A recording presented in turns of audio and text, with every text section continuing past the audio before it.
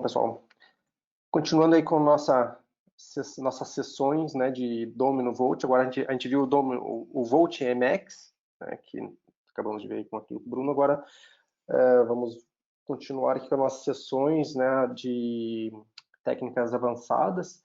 Na verdade, eu já fiz, né, nós fizemos aqui em outros user groups algumas sessões sobre o Domino Volt, parte de conceitos, para que servia, como é que constrói uma aplicação simples, né, fizemos algumas demos. E aí nós tivemos essa ideia de, como a gente já tem uma visão geral, é começar a entrar mais especificamente em alguns detalhes, né, na parte do desenvolvimento mesmo, apesar de ser uma ferramenta low code e até eventualmente no code, né, dependendo do tipo da aplicação. Se é uma aplicação muito simples, muito rápida, você não precisa codificar nada mesmo. Então a gente teve essa ideia de entrar e focar, né, em alguns detalhes que o Volt nos permite fazer. Então a gente já viu a parte de lidando com CSS, já vimos lidando com tabelas, né, modos de lidar com tabelas. E hoje a gente vai dar uma olhada focar um pouquinho mais sobre a parte de serviços, né, com o Domino Volt. É uma apresentação curta, sabe? Que são esses 5 tópicos, vou passar rapidinho. E, basicamente, os serviços que o Volt tem, né? O Volt não seria nada sem os serviços, né? Ele seria simplesmente um construtor de formulários estáticos, né? E onde você armazenaria só esses conteúdos. Mas o interessante do Volt, né? Um dos pontos interessantes dele é a gente realmente poder reutilizar serviços que estão disponíveis não somente dentro dos próprios aplicativos de Volt, né? Não somente dentro do próprio aplicativo que está desenvolvendo, como de outros que estão disponíveis no mesmo servidor, como também esses serviços externos, que podem ser aí aplicações Domino, podem ser serviços na web, ou qualquer outra chamada REST de serviços existentes. Você também pode fazer até uma customização dessas chamadas para interagir com qualquer outro tipo de serviço. Então, isso aumenta muito o potencial da ferramenta, né? Porque a gente consegue fazer essa integração, buscar, né, os dados, interagir com os sistemas externos sem precisar, né, criar conectores ou usar algum outro tipo de produto para fazer. Então, serviço, basicamente, o conceito dele, né, é você poder passar um parâmetro, por exemplo, fazer uma pesquisa, né, de um banco de dados, de uma lista externa, passando um parâmetro, retornando uma lista de registros que cumprem teu filtro. Um outro exemplo é você poder localizar um registro específico em alguma aplicação, né, passando também uma chave ou mais de uma chave e para retornar esse valor. Ou os serviços também podem ser usados para a gente fazer atualizações ou criar registros também. Então, da mesma forma, né? Se for criar, você não vai passar chave nenhuma, você vai passar quais são os campos que você está para o serviço, ter o serviço, né, de update disponível para criar um registro ou atualizar também. E existem ainda os custom services, que são você pode criar, na verdade, a tua estrutura, né, baseada em JSON e fazer uma chamada REST também passando esses parâmetros de um serviço customizado sem utilizar o wizard que o Domino Volt tem. Esse wizard é o que a gente mais usa e ele é realmente muito simples de trabalhar. Os tipos de, né, padrão, né, por padrão, os tipos de serviços que a gente tem. Então, o serviço de create, que é para você criar novos registros, né? Então, o input disso são todos os itens de um formulário que você está trabalhando. Você pode, então, ao invés de dar o submit lá e simplesmente gravar esse registro dentro da tua aplicação Volt, você pode fazer a chamada nesse mesmo momento do submit, você pode chamar um serviço que vai criar, pegar todos esses inputs do teu formulário e criar, né, no target que você definiu ali no teu serviço, para criar um registro. Então, você pode usar isso para criar em outra aplicação do Volt, né, ou sistema externo. O update, que é a atualização mesmo, né? Então, aqui a gente fala que só existe se tem um workflow. Porque, na verdade, quando você cria uma aplicação Volt, ele já vem com uma espécie de um workflow, que na verdade são os estágios que um registro passa, que é quando ele está sendo criado, o registro ainda num modo de atualização, que ele pode ser atualizado, e quando você passa ele para o estágio final, quando ele está no último estágio do registro, ele não é mais atualizável, né? Então, por isso que fala que você tem que ter um workflow, porque dependendo do estágio, você pode ou não atualizar aquele registro. Isso em aplicações próprias do domínio Vault. Tá? A gente tem o serviço de search, que a gente usa muito aí para listas, né, para as combo boxes, mostrar listas de registros externos, preencher tabelas, enfim, a gente usa muito o search, que vai retornar, já passar um parâmetro, um critério de busca, e ele vai retornar uma lista de registros. O retrieve, que é quando você quer localizar exatamente um registro, né, então você vai usar ele para atualizar, por exemplo, fazer um preenchimento de um campo, se você quer pegar dados de um cliente, dados de uma compra, dados de uma requisição, e quer fazer o pré-population disso, então você vai fazer o retrieve, provavelmente para preencher já esses campos, e o delete, né, para apagar o registro também. Aí, tendo esse serviço, a gente pode usá-los em diversos locais. Então, uma maneira boa, né, um local assim genérico de você colocar um serviço é o On Application Start, que é um evento lá. Você tem os diversos tipos de eventos nos formulários e da aplicação. Então, o Application Start ele é útil para você usar funções globais, né, e que ele pode ser usado em todos os formulários. Então, você pode chamar um serviço no Application Start para fazer o preenchimento, fazer alguns, setar variáveis, alguma coisa desse tipo, né, no Start. Tem o Form Load, quando vai carregar o formulário, então ele é útil quando você vai fazer o pré-populate, né, trazer campos, já preencher o formulário previamente, antes do usuário iniciar o preenchimento, que é no evento onload, no formulário. Tem o on-page load, que quando você quer popular também informações, mas de uma página que não estão visíveis todo o tempo. Então, a diferença do form, né? O form é aquilo que você está visualizando, e o on-page, você pode colocar até o evento de carregar a página, mas as páginas nem sempre são visíveis. Você pode ter páginas de suporte, simplesmente, dentro da aplicação para, né, carregar informações. Aí tem os eventos de quando um item se torna visível, né? Que tem as funções de ocultar, esconder e eu mostrar elementos. Então, você pode chamar o serviço quando ele se torna visível. Então, ele é útil também para você preencher drop-downs, né? Listas de drop-downs. E o onChange, também a gente usa muito, que é toda vez que um campo muda, você pode chamar um serviço para fazer alguma outra coisa. Por exemplo, a partir de um campo que você alterou, ele preencher outros. E, por último, na submissão do formulário. Então, né, você pode fazer diversas coisas, você está submetendo um formulário, fazer com que ele chame algum outro evento, ou que ele faça qualquer validação, qualquer outro serviço no before save, né, que é o antes de salvar, ele executa aquele serviço.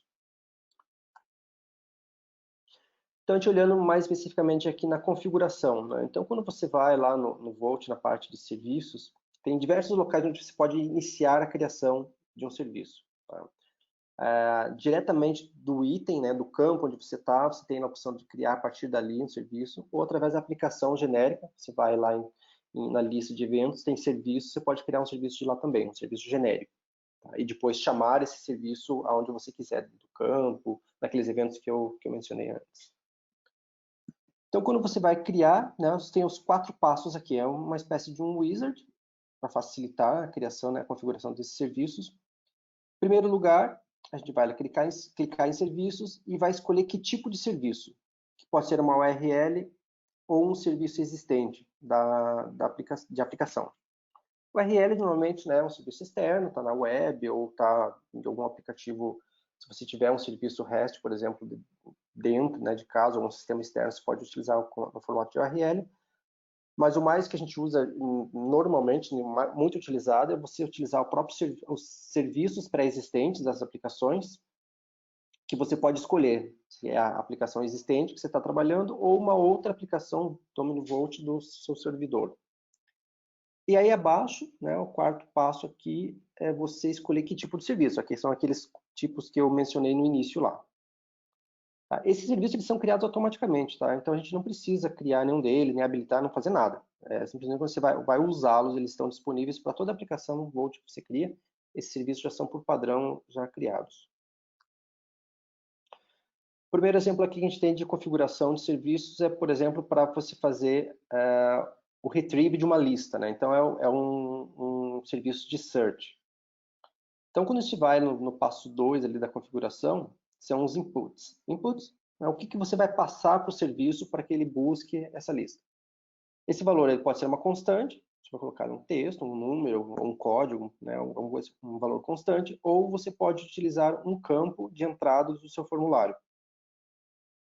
Aí essa entrada, né, o teu input, você vai mapear para qual campo que ele vai fazer a pesquisa do seu, dependendo do serviço que você selecionou lá, né? Por exemplo, você vai fazer busca do formulário de clientes. Então ele vai trazer aqui os campos de clientes. Se for busca de formulários, sei lá, de requisições, ele vai trazer os campos de requisições e assim por diante. E aí você vai fazer o match, né, do seu campo com qual o campo do target, né, do teu formulário lá que você vai pesquisar, e vai dar essa correntinha aqui para ligar esses dois campos, e ele vai aparecer embaixo, nessa parte de baixo aqui, o que está mapeado. Então você pode até ter mais de um. Certo? Ele vai respeitar todas as condições. Você pode definir a ordenação aqui, né, qual ordem, se tiver mais de um item, em qual vai ser a ordenação que ele vai trazer essa lista. Aqui nessas configurações existem algumas outras definições, né? Por exemplo, a paginação, quantos itens que ele vai retornar por vez, os filtros, alguns critérios, por exemplo, de condições, né? Valores somente acima, maiores que algum valor específico. Tem algumas coisas que você pode, né, nessa tela mesmo de configuração aqui no input. Depois disso, o passo seguinte é a saída. Então, ele automaticamente já traz nessa caixinha aqui quais são todos os campos do formulário de target que a gente selecionou antes, que vão voltar como respostas. Então, normalmente ele deixa disponível que você selecione quais são os campos que você quer mapear para colocar no teu formulário que está visualizando. Então, aqui no nosso caso, eu peguei do resultado, no result, o campo nome e mapeei do meu formulário que eu estou trabalhando aqui. Existe um campo chamado departamento, é um campo de opções, e o valor displayed value, que é o valor que vai aparecer para o usuário final, é o que eu quero mapear com as respostas de nomes. Então, aqui embaixo ele traz, né, o mapeamento que eu fiz.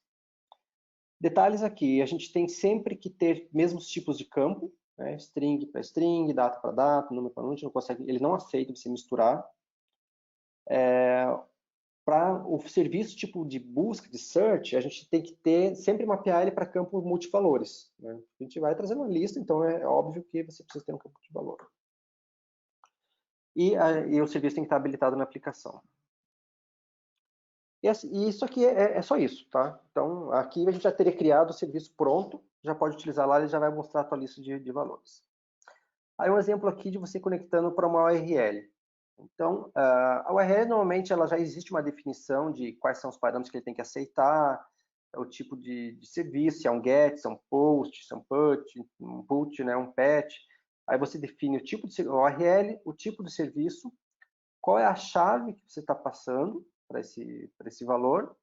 Existem algumas opções de autenticação e headers, né, dependendo do teu serviço da URL, às vezes precisa ter essa autenticação reta, então isso vai muito da documentação do que você está acessando. E ele faz, aqui a gente pode fazer um fetch, um teste, para ele trazer o que ele está retornando, que JSON que ele retorna desse serviço, tá? Até para ver se está funcionando. Então ele ajuda um pouco, tá? Você fazer, né, esse mapeamento antes de colocar na aplicação, você já consegue validar um pouquinho o que ele está retornando.